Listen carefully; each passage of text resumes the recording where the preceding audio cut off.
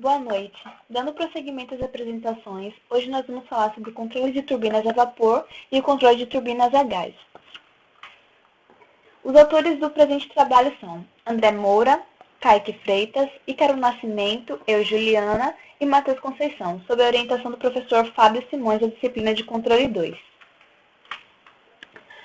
O nosso trabalho vai seguir esta linha lógica aqui disposta. Objetivo: introdução às turbinas a vapor, em que nós vamos falar sobre as turbinas de maneira geral, as turbinas a vapor, conceito, princípio de funcionamento, algumas características e vamos focar principalmente nos principais controles de uma turbina a vapor. Posteriormente, falaremos da introdução às turbinas a gás, fazendo o mesmo, conceituando, dando algumas características, dizendo qual é o diferencial das turbinas a gás e para atender a que demanda você as utilizaria no lugar de uma turbina a vapor. E focaremos também nos principais controles de uma turbina a gás. Conclusão e referência, sendo que a nossa linha lógica de apresentação foi determinada pelo livro Controles Típicos, do qual nós nos baseamos para fazer esta apresentação. Objetivo. Esse trabalho tem por objetivo explanar sobre os conceitos de funcionamento e caracterização de turbinas a vapor e a gás, com enfoque principal no seu processo de controle, que é justamente isso. Traremos algumas características, mas focaremos no processo de controle de ambas. A introdução. Primeiramente, a gente tem que destacar que a turbina a vapor, as turbinas de maneira geral, elas são as melhores opções para se produzir trabalho mecânico, porque através dela você consegue diminuir problemas de balanceamento e lubrificação e aumenta a confiabilidade deste equipamento,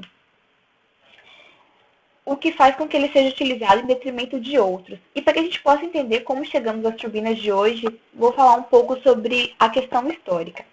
Em relação à história, a gente pode observar que registra-se algumas construções de dispositivos rudimentares, que se baseavam em princípios que regem as turbinas atuais. E, como exemplo, a gente pode trazer uma das primeiras máquinas a vapor, que seria a Eulípila de Heron, datada de 150 a.C., Heron de Alexandria, que, dentre outras contribuições, dentre o desenvolvimento de outros dispositivos, se destaca pela criação dessa Eulípila, que é uma das primeiras máquinas a vapor, que em sua época não tinha utilidade, tanto que era tido como um simples brinquedo. Ou seja, explicando um pouco do funcionamento dessa máquina, teríamos que a máquina, esse dispositivo rudimentar, consistia em uma esfera metálica, pequena e oca, montada sobre o suporte de cano proveniente de uma caldeira. Quando o vapor escapa por esses canos em forma de L, a esfera adquire movimento de rotação. Ou seja, nós tínhamos a água que era aquecida até chegar ao seu ponto de ebulição, onde se produzia vapor. O vapor incendia sobre esses tubos, chegando a essa esfera, em que saía por esses tubinhos em formato de L.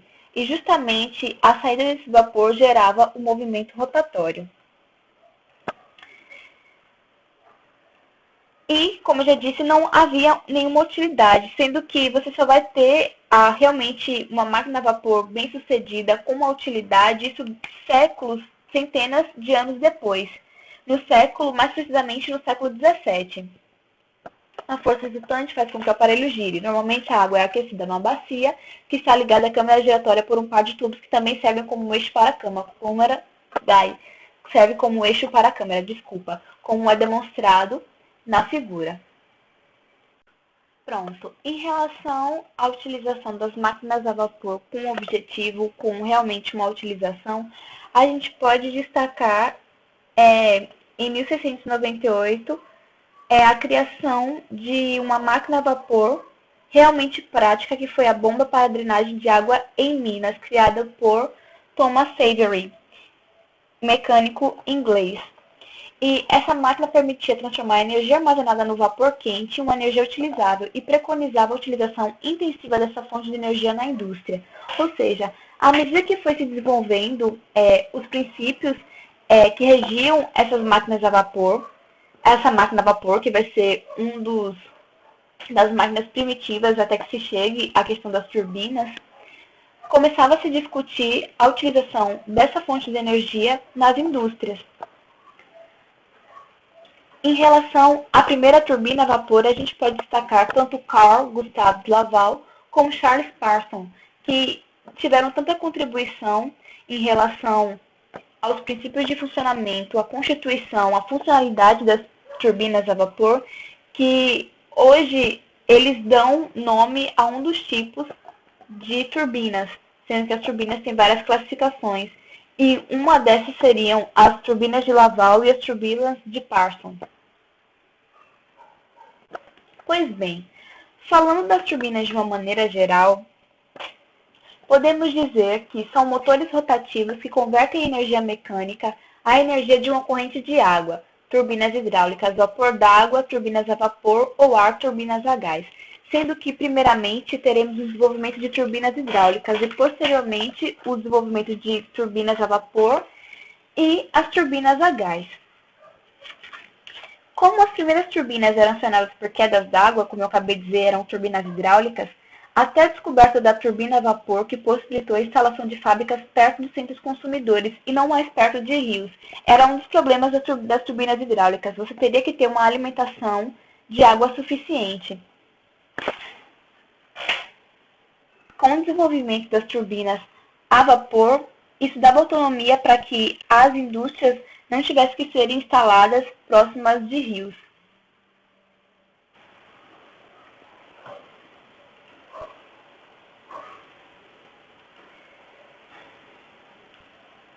Em relação às turbinas a vapor, a gente pode dizer que seu princípio de funcionamento é justamente converter a energia entalpida do vapor superaquecido em movimento mecânico, ou seja, é um equipamento que aproveita a energia calorífera do vapor, que seria a energia potencial, que é transformada em energia cinética devido à sua expansão nos bocais. Bocais é um dos constituintes da turbina a vapor, dentre vários que nós vamos falar um pouquinho mais adiante. Essa energia, então, é transformada em energia mecânica de rotação à força do vapor agindo nas pás rotativas. Ou seja, seria transformar essa energia potencial em energia mecânica, passando pela energia cinética. Aqui a gente pode ver um esqueminha justamente disso. E podemos explicar da seguinte maneira, que em uma turbina a vapor, a transformação de energia em trabalho é feita em duas etapas, aqui representadas. Inicialmente, a energia do vapor é transformada em energia cinética. Para isso, o vapor é obrigado a escoar através de pequenos orifícios de formato especial denominados expansores, onde, devido à pequena área de passagem, adquire alta velocidade, aumentando sua energia cinética, mas diminuindo em consequência sua entalpia, ou seja, sua energia. Em expansor, além do aumento de velocidade e da diminuição da entalpia, ocorre também queda de pressão, queda na temperatura e aumento do volume específico do vapor. Na sua segunda etapa de transformação, a energia cinética obtida no expansor é transformada em trabalho mecânico. Essa transformação de energia pode ser obtida de duas maneiras diferentes, sob os princípios da ação e reação. Explicaremos mais à frente. Assim sendo, esses dois princípios, ação e reação, são as duas formas básicas como podemos obter trabalho mecânico através da energia cinética inicialmente obtida. Aqui, mais uma representação da primeira etapa, energia do vapor convertida em energia cinética. Nós temos vapor incidindo sobre esta câmera, assim vamos chamar. E a partir do momento que esse vapor é obrigado a passar por um orifício, você vai ver que vai ocorrer aumento de velocidade e consequências do aumento de velocidade, ou seja, aumento da energia cinética, teremos aqui uma queda de pressão, que passando o tempo também vai ter como consequência uma queda na temperatura. Então teremos aumento da velocidade, queda na pressão, queda na temperatura, aumento do volume específico do vapor. Isso aqui na primeira etapa. Na segunda etapa, que seria converter energia cinética em trabalho mecânico, a passagem do vapor gera forças que, aplicadas às pás, determinam um momento motor resultante, que faz girar o motor.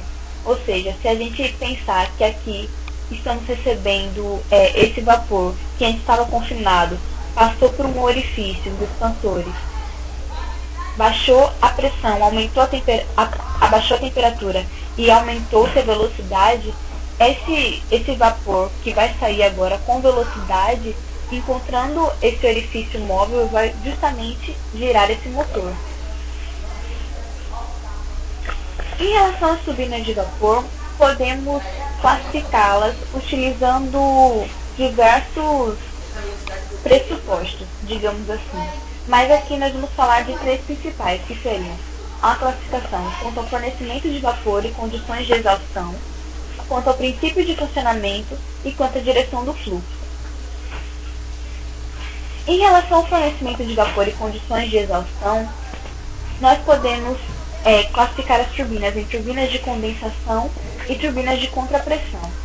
As turbinas de condensação, elas são o seguinte: é o tipo de turbina mais empregado para a geração de energia e a conexão de saída do vapor da turbina é ligada a um condensador para fazer vácuo. Isso é uma das maneiras com que podemos, como é que eu posso dizer, defini-la.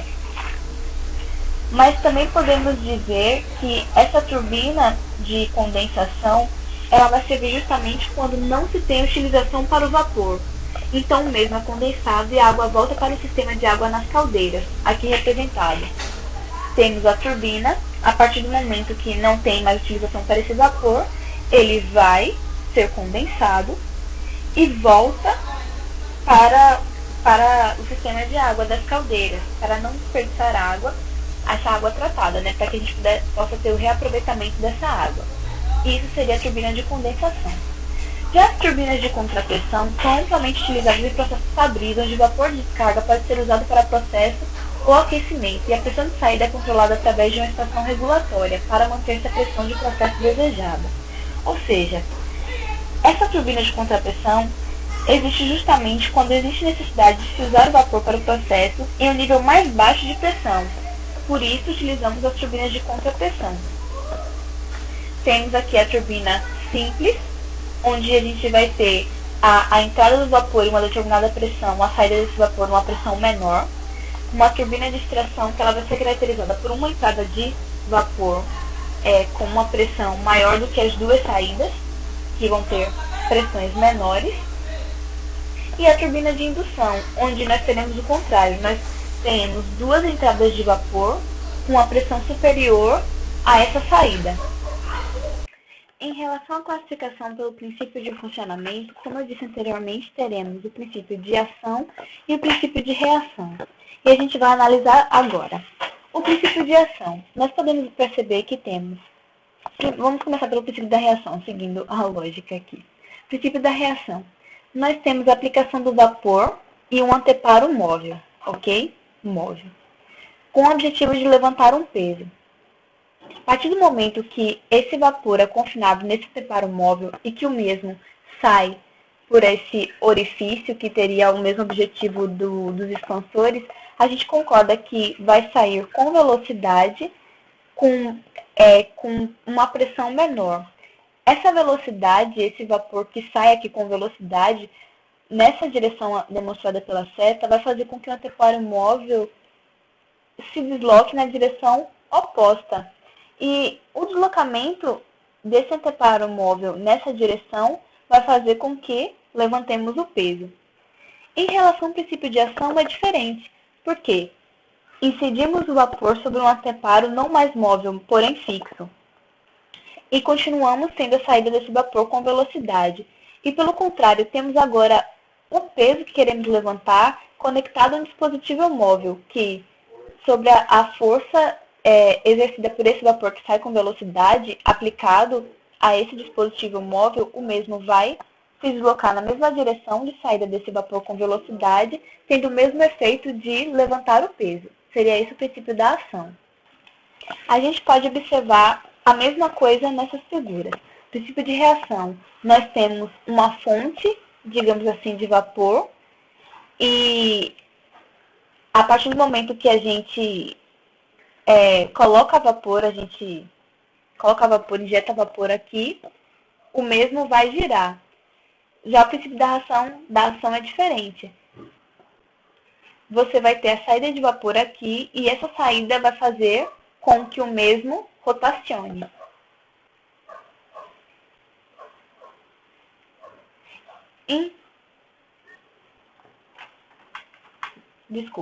Em relação à direção do fluxo, a gente pode tê-lo radial, axial, basicamente. E uma outra classificação que eu vou lembrar ao longo da apresentação.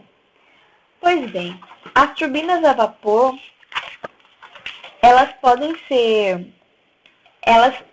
representadas da seguinte maneira. Essa potência desenvolvida na turbina pode ser calculada por meio desta equação, em que nós relacionamos a vazão máxima de vapor através da turbina, a entalpia do vapor na admissão, menos a entalpia do vapor na descarga. Como as condições de vapor, pressão e temperatura são normalmente constantes para a turbina, a potência fornecida pela mesma é praticamente linear com a vazão do vapor, o que nós podemos observar aqui, em que temos a relação da potência desenvolvida e a vazão do vapor, e percebemos que elas seguem uma linearidade. A partir do momento que aumenta-se a vazão do vapor, aumenta-se a potência desenvolvida. A gente pode apontar como componentes básicos de uma turbina os bocais e os expansores, e as rodas de palhetas, que é justamente o rotor, além de outros aspectos constitucionais da turbina, mas como principais esses três. Já que o vapor é obrigado a escoar nos expansores, que são pequenos orifícios, onde parte da entalpia do vapor é convertida em energia cinética, o vapor adquire então uma alta velocidade, certo? E é direcionado para uma roda de palhetas, fazendo a mesma girar, como eu já expliquei um pouquinho desse funcionamento. Bom, já que este rotor adquire então certa energia e é transfere para uma carga mecânica acoplada, nós vamos ter então o surgimento dessa conversão de energia cinética em energia mecânica. Podemos falar, outro aspecto interessante da turbina é que ela pode ser composta de vários estágios. Esses estágios de expansão e transferência de energia para o rotor. E a gente pode representar justamente o seguinte. Dessa maneira aqui, teremos um estágio, vamos assim dizer, desse vapor incidido sobre bocais fixos e o rotor até que incida sobre as palhetas fixas. Desculpa, esse seria o primeiro estágio, um dos estágios. E aqui a gente vai ter a representação de dois estágios. Primeiro estágio, como eu já falei, que seria esse vapor incidindo em bocais fixos, rotor, palhetas fixas e rotor, para depois fazer o mesmo ciclo. E a gente tem que observar o seguinte, é que o vapor vai perdendo entalpia, certo? E também pressão ao longo da turbina. E a gente já pode analisar através dessas figuras aqui. A gente já concorda que a partir do momento que o vapor incide sobre os expansores, a gente vai ter um ganho de velocidade e diminuição, queda de pressão. E aí a gente vai ter que a partir do momento que essa velocidade sobe, a gente vai ter ela relativamente constante, assim como essa pressão que caiu. Vale ressaltar que não somente a pressão tem uma queda, como também a temperatura. Só que ao longo dos estágios, a gente vai perdendo energia. Logo, esse aumento de energia, ele vai diminuindo, porque vai ter uma diminuição da energia cinética. Como representado aqui. Essa diminuição de energia cinética, a gente perde velocidade, mantém-se essa pressão que perdemos. A partir do momento que chegamos no outro estágio, onde a partir do momento que passamos esse vapor por bocais fixos, nós teremos novamente um aumento de velocidade e novamente uma queda de pressão, sendo que essa velocidade vai ser perdida ao longo dos estágios, porque estaremos perdendo aí energia cinética. Pois bem, já que abordamos sobre as turbinas, já falamos um pouco da sua classificação, é necessário apontar algumas vantagens da sua utilização. A utilização de vapor, alta pressão e alta temperatura. Teremos uma alta eficiência, isso é muito considerável. Uma alta relação entre potência e tamanho, como a gente falou, se a gente tiver mais vazão de vapor, a gente vai ter mais potência. Uma operação suave, basicamente sem vibração, e não temos necessidade de lubrificação interna, e nós temos vapor nas saídas sem óleo. Essas seriam as nossas vantagens da utilização das turbinas. Nós também temos a contrapartida, que seriam as desvantagens. O que não é interessante nas turbinas a vapor, que vai até servir de motivação para a criação das turbinas a gás. É necessário um sistema de engrenagens para baixas rotações, já que já foi verificado que a baixas rotações da turbina a vapor ela não tem uma resposta muito boa. Dificuldade de produção de vapor a alta pressão e temperatura. Por quê? Porque a gente precisa das caldeiras, que são equipamentos necessários à produção de vapor, e são pesadas e exigem grandes investimentos. Talvez seja esse um dos principais problemas, empecilhos, digamos assim, um dos maiores dificultores.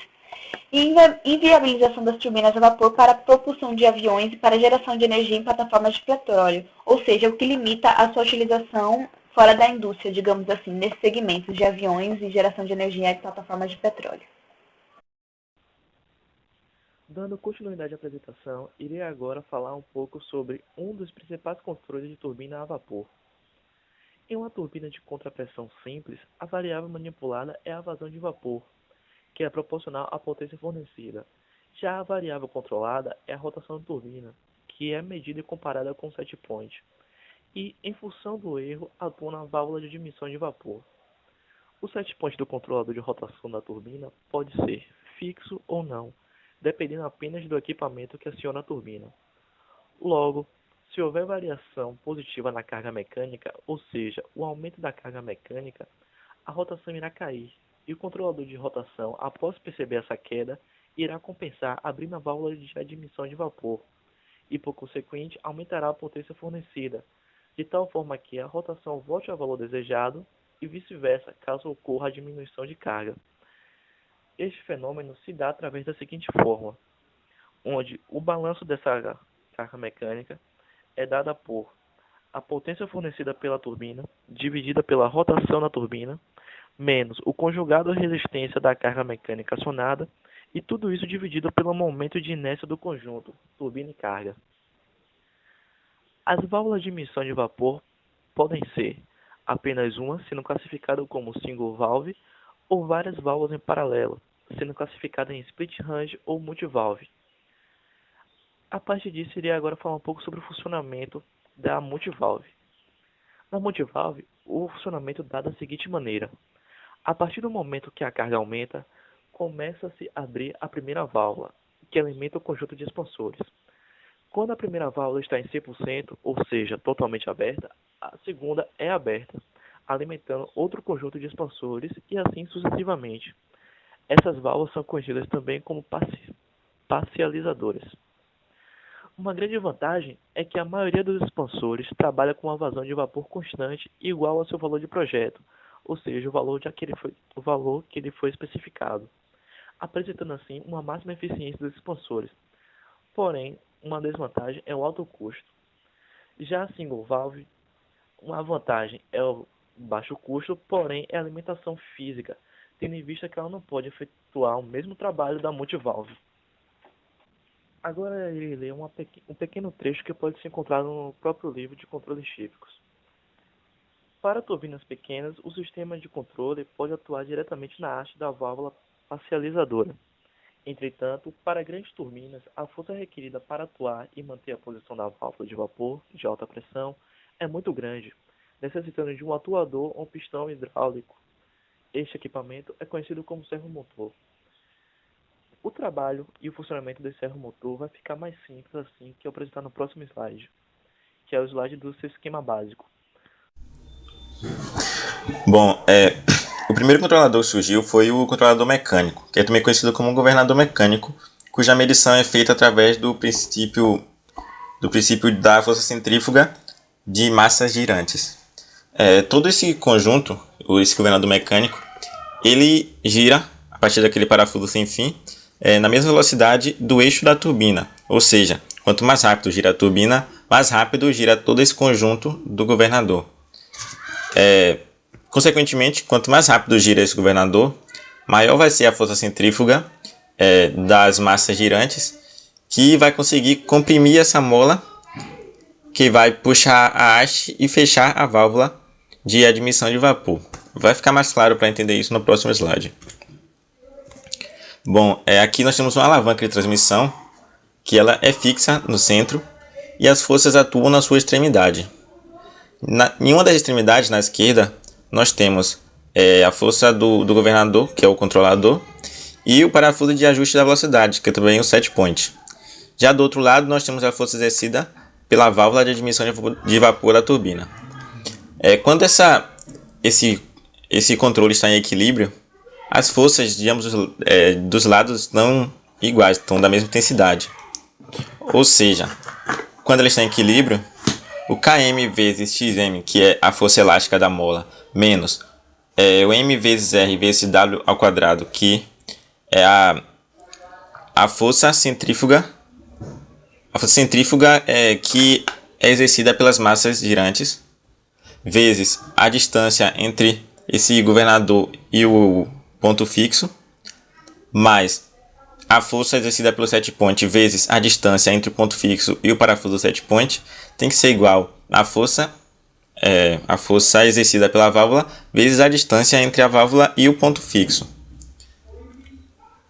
Assim nós podemos perceber que quanto mais rápido ele estiver girando, mais esse governador vai comprimir a mola e vai puxar essa alavanca, que consequentemente na outra extremidade, a outra extremidade vai descer e vai fechar essa válvula.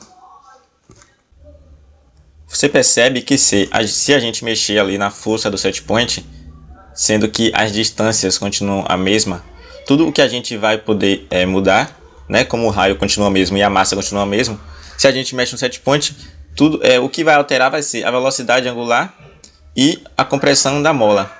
Ou seja, se a gente mexe no set point, a gente vai mexer na velocidade da turbina e na compressão da mola, que vai consequentemente mexer na admissão de vapor da turbina. Bom, já nesse slide nós temos o princípio do governador, o primeiro modelo que surgiu, que ele transforma a energia do vapor em energia cinética, ou seja, o vapor, quando ele gira a turbina, ele gira também todo esse conjunto com essas duas massas. Quanto mais rápido esse conjunto girar, mais ele vai puxar a alavanca, que vai fechar a válvula que está ligada a essa alavanca. Um dos piores problemas desse controlador mecânico é que ele exige uma velocidade mínima para ele poder funcionar corretamente. Ou seja, na hora da partida da planta, sempre vai necessitar de um operador para ele controlar essa malha quando a velocidade ainda está muito baixa, e aí quando chegar a uma determinada velocidade mínima exigida pelo controle, ele passa o controle para o controlador mecânico. Para solucionar isso, nós temos o governador eletrônico, que ele funciona com base em sensores de rotação da turbina e um controle PID e uma chave seletora, que no caso, quando estiver ouvindo a partida ou quando a velocidade estiver muito baixa, o sinal de entrada dele, no caso o set point, vai ser uma rampa de partida. Já quando essa velocidade adquirir uma velocidade mínima, quando essa turbina adquirir uma velocidade mínima, o set point vai passar a ser a própria velocidade do compressor. Então o controle vai passar a ser automático. Bem, como já explicado anteriormente, o principal controle das turbinas a vapor é o seu controle de velocidade. Porém, neste tipo de turbina, além do controle de velocidade, é necessário também manter o controle de pressão do header de vapor extraído. Primeiramente, quero deixar claro que a potência gerada por esse tipo de turbina a gente calcula da seguinte forma: potência ela vai ser igual a ME mais MC vezes ΔH1 mais MC vezes ΔH2, onde temos que ME é a vazão de vapor extraída da turbina, MC a vazão de vapor que continua na turbina até a outra descarga, e ΔH ele é o salto entálpico entre a entrada e a saída do vapor.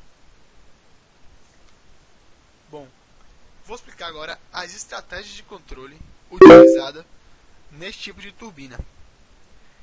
A partir dessa imagem aqui, percebe-se o seguinte: as duas variáveis manipuladas do controle de rotação e pressão de vapor extraído, que são a potência e a vazão de vapor, elas são interdependentes. Dessa forma, uma das estratégias de controle utilizadas é o seguinte: como os governadores, eles, principalmente os governadores antigos, eles utilizavam um tipo de fole que este fole sentia a pressão.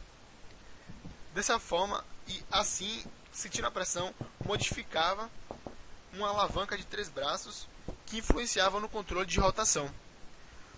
Dessa forma, o que pretende-se com isso? Ter um tipo de estratégia de controle de antecipação de uma malha atuando na outra. Bom, além desse tipo de estratégia, existe outra estratégia utilizada, que é quando se usa as parcializadoras com o intuito de controlar a pressão do header de vapor de média. O que acontece nesta estratégia é o seguinte: quando os consumidores eles aumentarem a vazão do vapor, a pressão do header consequentemente cairá, fazendo com que o controle de pressão abra as parcializadoras para aumentar a vazão pela turbina, com o intuito de recuperar a pressão, para a turbina operar de forma tranquila. Quando isso ocorre, é importante salientar o seguinte: que quando isso ocorre, a energia elétrica gerada ela vai ser maior. Outra estratégia de controle também utilizada é mostrada nessa figura aqui. Para fazer o controle dessa turbina, é estipulado um valor de potência elétrica gerada constante, porque dessa forma as parcializadoras elas podem ser manipuladas justamente por essa potência elétrica gerada. Isso só é possível tendo em vista que a ação das válvulas manipuladas, das parcializadoras, ela é feita a partir da demanda da potência elétrica gerada. Então, quando se tem essa potência elétrica constante, quando se define essa potência elétrica constante, essa manipulação das parcializadoras ela pode ser feita. Bom, esses são os 3 tipos de estratégia utilizada para o controle das turbinas. Após ter mostrado todas as possíveis estratégias, é apresentado aqui neste slide um sistema típico de vapor de uma refinaria, que funciona da seguinte forma: o sistema de caldeiras da refinaria, como mostrado aqui,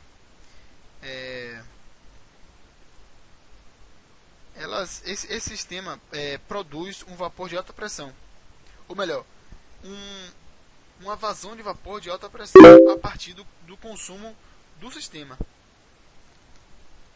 Isso pelo controle da pressão do header de alta, porque este controle ele vai atuar no combustível da caldeira.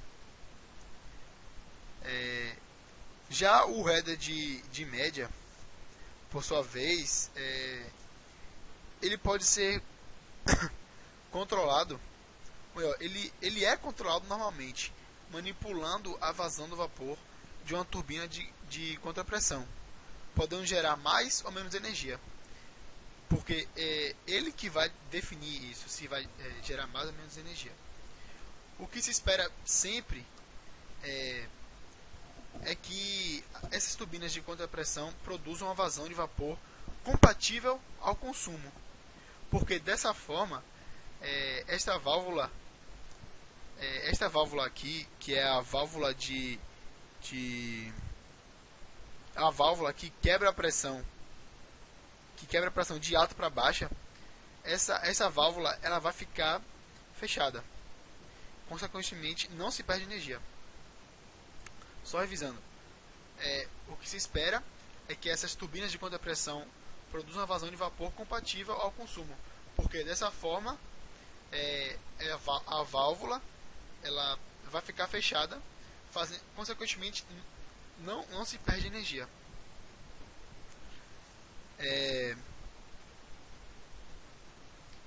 Explicado esse exemplo, espero que tenha ficado claro os principais controles de uma turbina a vapor.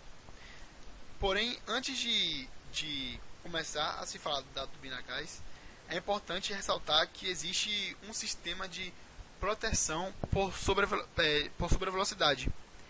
Esse sistema ele tem o seguinte objetivo, que é impedir as tensões mecânicas elevadas, devido às forças centrífugas, porque essas tensões mecânicas elevadas elas poderiam destruir a máquina ou danificar a máquina. Então, dessa forma, precisa fazer o seguinte: medir a rotação, e caso detecte uma rotação elevada, deve-se fechar uma válvula de segurança, que é um trip. Importante também salientar o seguinte, que esse sistema ele tem que ser independente dos outros sistemas de segurança, porque quando se detecta uma grande rotação, a turbina tem que ser a turbina tem que parar de operar, para não ocorrer nenhum dano e nem destruir a turbina. Bom, espero que tenha sido claro a apresentação, e é isso aí. Pois bem, já que nós vimos um pouco das principais controles de turbina a vapor, a gente vai falar sobre as turbinas a gás. Por quê? Porque, como eu falei no começo da apresentação, a gente tem alguns impasses com as turbinas a vapor, principalmente o fato de que precisamos das caldeiras. E são equipamentos pesados, e são equipamentos caros, são equipamentos que implicam segurança, em ter uma equipe para manutenção, uma equipe especializada. Ou seja, são características que dificultam. Então, temos o surgimento das turbinas a gás. A turbina a gás é definida como sendo uma máquina térmica, onde a energia potencial termodinâmica contida nos gases quentes provenientes de uma combustão é convertida em trabalho mecânico, ou utilizada para propulsão. Ou seja, o seu diferencial é justamente que essas turbinas são acionadas pelos próprios gases quentes, que são produzidos da combustão. Isso leva a unidades mais compactas para os mesmos níveis de produção de potência, ou seja, diferentemente das turbinas a vapor, em que você tem que ter a produção, você tem que ter a água, aquecer aquela água para produzir vapor, para que a partir do vapor você tenha todo o funcionamento da turbina, a gente vai utilizar um princípio mais direto, que é fazer uso desses gases quentes, esses gases provenientes de uma combustão. E se a gente fosse falar sobre as principais partes de uma turbina a gás, teríamos o compressor, a câmara de combustão e a turbina. Por quê? Porque para produzir uma expansão na turbina é necessário um fluido com pressão, certo? Portanto, o primeiro passo seria justamente a compressão desse fluido. Por isso, um compressor.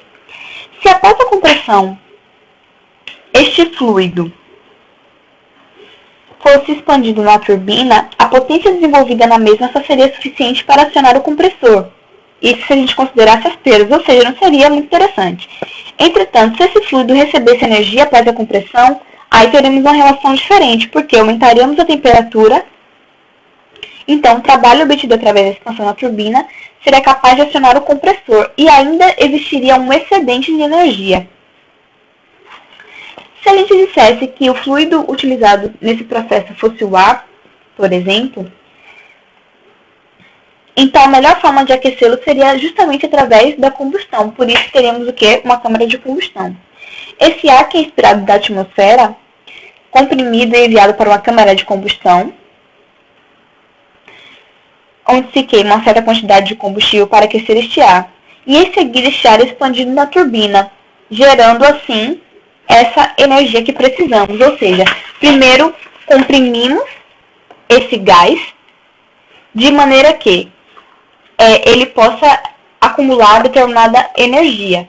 Como essa energia não seria interessante se ela expandisse, somente expandisse, a gente aquece através de uma câmara de combustão, de maneira que a gente armazene ainda mais energia, para que esse gás, esse ar que foi comprimido, elevado a sua temperatura, ele possa expandir na turbina e faça com que a gente produza ainda mais energia.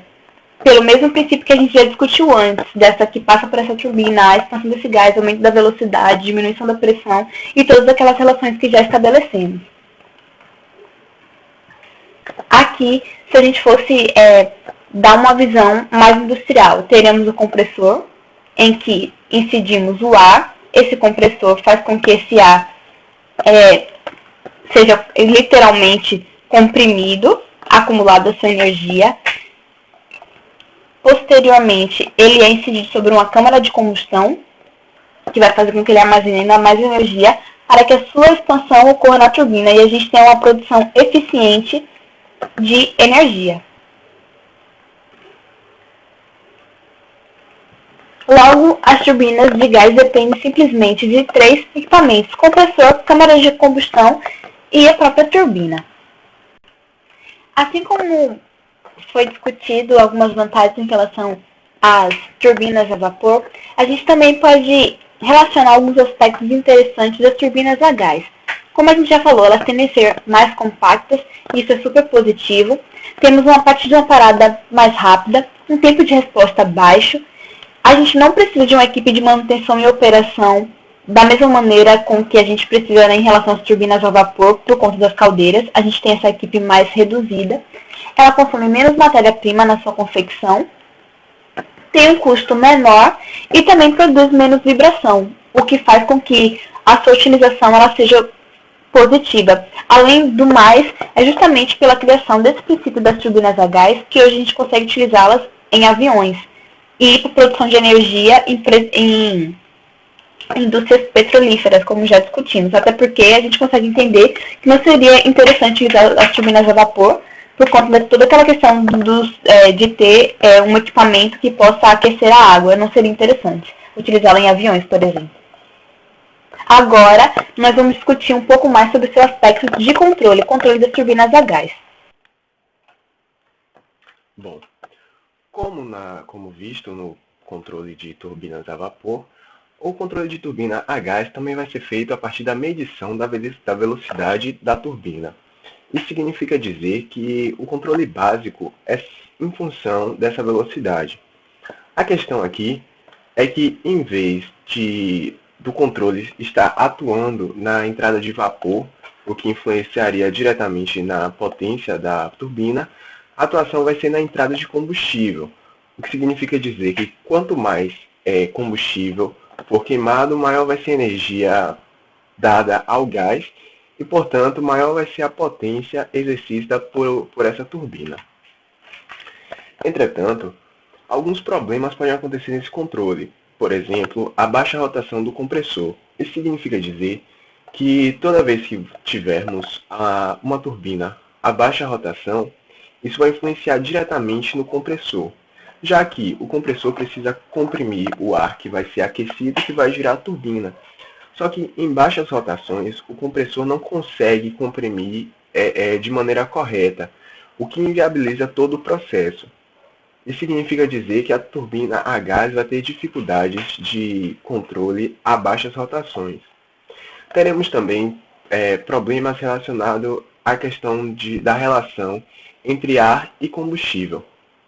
O que significa dizer que em certos momentos onde esse controle da entrada de ar versus a entrada de combustível vai criar problemas na combustão, o que pode apagar a chama do combustor e inviabilizar todo o processo da turbina, ocasionando sua parada.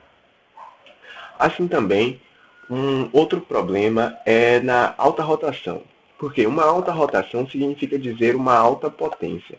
E uma alta potência significa dizer uma maior entrada de combustível para o combustor e, portanto, uma maior temperatura.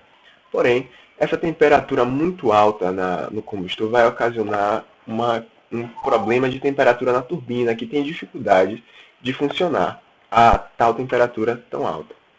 Então, a gente também vai ter outros problemas relacionados à desaceleração.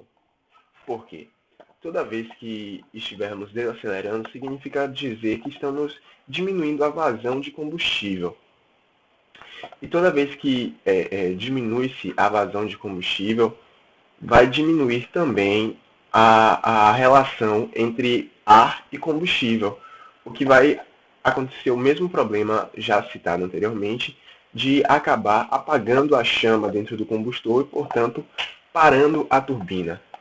Então, essa desaceleração deve ser levada em conta no processo de controle. Não se deve ter uma diminuição da velocidade diretamente pela diminuição do combustível. Se deve controlar, além da vazão de combustível, a vazão de ar dentro do combustor. E, da mesma forma, a gente pode ter problemas com a idade da turbina, porque uma turbina muito antiga, ela vai ter problemas de queima.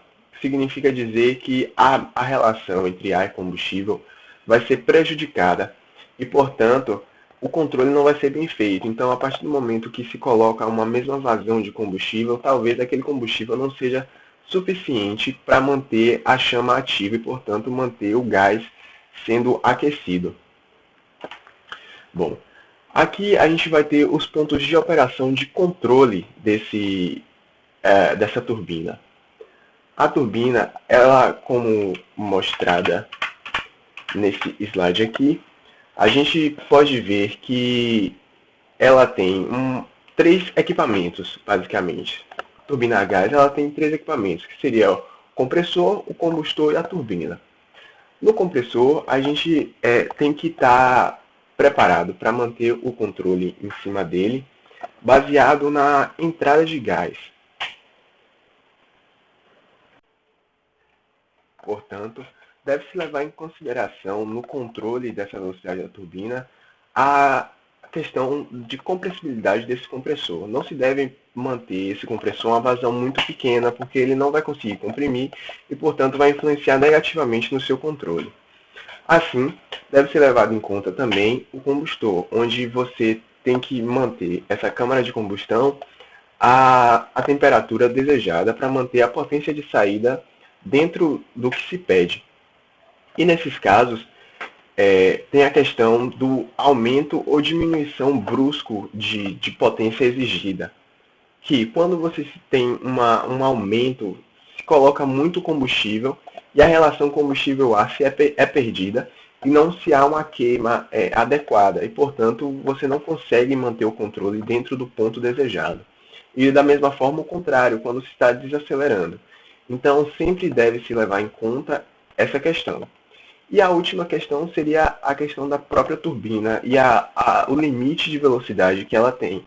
Até porque, quanto maior a rotação exigida, maior a temperatura desse gás que vai estar passando por ela e, portanto, maior vai ser os prejuízos caso mantenha-se essa potência muito alta durante muito tempo. Aqui a gente tem um gráfico que mostra a operação da turbina em função do compressor. Por quê? A gente tem que levar em consideração todas essas questões. No momento de aceleração, ele vai tender a pedir mais ar. Então você deve se atentar a isso. E no momento de desaceleração, o processo inverso tem que diminuir essa quantidade, sempre levando em consideração o máximo e o mínimo de compressibilidade que esse compressor é capaz de fazer. E já que já discutimos sobre as turbinas de maneira geral, as turbinas a vapor, seu princípio de funcionamento, algumas das suas características, vantagens e desvantagens. O seu aspecto, focamos no seu aspecto principal de controle, assim como fizemos o mesmo com as turbinas a gás. Podemos dizer que foi possível aprofundar os conhecimentos acerca dos princípios de funcionamento das turbinas a vapor e a gás, bem como suas principais características e, sobretudo, aspectos importantes para o seu controle. Muito obrigada pela atenção.